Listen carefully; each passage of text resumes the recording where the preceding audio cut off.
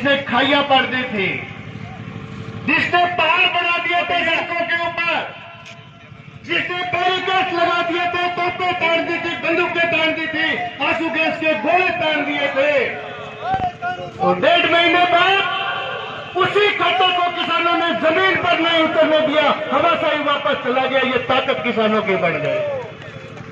उसके रोकने से किसान नहीं रुका। किसान ने जो जगह तय की, किसान वहां पहुंच गया।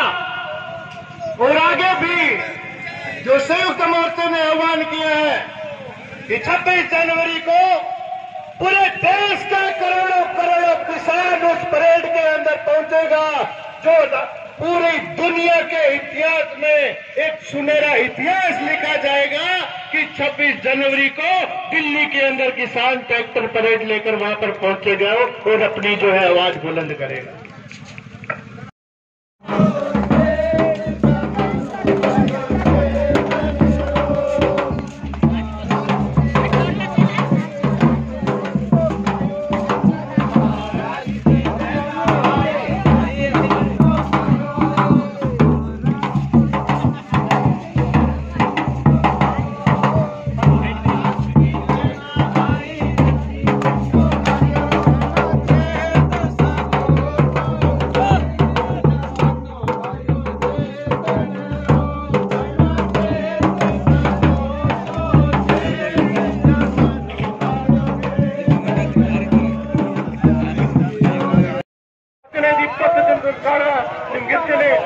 ಅಷ್ಟೊತ್ತಿಗೆ ನಮ್ಮ ರಾಜ್ಯದಿಂದ ಅನೇಕ ರೈತ ಮುಖಂಡರು ಎಲ್ಲ ಬರ್ತಿದ್ದಾರೆ.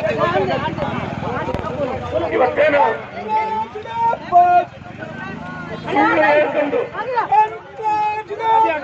ಸಾವಿರಾರು ಸರಿ ಸುಳ್ಳು ಹೇಳ್ಕೊಂಡು ಬರೀ ಸುಳ್ಳು ಹೇಳ್ತಾನೆ ಇದೆ. ಇವತ್ತೇನು ನಿಮ್ಮ ಹೋರಾಟಕ್ಕೆ ಸದಾ ನಮ್ಮ ಬೆಂಬಲ ಇರುತ್ತೆ. ಮುಂದಿನ ದಿನಗಳಲ್ಲೂ ನಾವು ಬರೀ ನಮ್ಮ ರಾಜ್ಯದಲ್ಲಿ ಸುಮಾರು 7-8 ತಿಂಗಳಿಂದ ನಾವು ಇದ್ರ ಕೃಷಿ ಕಾಯ್ದೆ ಮಸೂದೆ ವಿರುದ್ಧ ನಾವು ಹೋರಾಟ ಮಾಡ್ಕೊಂಡೇ ಬಂದಿದ್ದೇವೆ. ಆದ್ರೆ ಇವತ್ತು ನಾವೆಲ್ಲರೂ ಸೇರಿ ಇವತ್ತು ದೆಹಲಿಗೆ ಬಂದಿದ್ದೇವೆ. ನಿಮ್ ಜೊತೆಗಿರ್ತೀವಿ. ನಮ್ಮ ಪ್ರಾಣಕ್ಕೋಸ್ಕರ ನಾವೇನು ಮಾಡಿ ಇಲ್ಲ ಮಾಡಿ ಎರಡರ ಒಂದು. ಈ ದೇಶದ ರೈತರ ಉಳಿಬೇಕು, ಈ ದೇಶ ಉಳಿಬೇಕು. ಯಾವ ಕಾರಣಕ್ಕೂ ಈ ದೇಶದ